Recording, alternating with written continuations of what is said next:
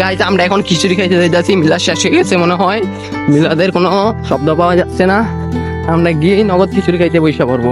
ওই যে দেখা যায়, আপনারা ওই যে দেখেন দেখা যাচ্ছে, ওই যে কত সুন্দর দেখা যাচ্ছে। যদি আপনারা আমাদের সাথে খিচুড়ি খেতে চান তাহলে 1 চাপুন, আর যদি খিচুড়ি না খাইতে চান তাহলে 2 চাপুন।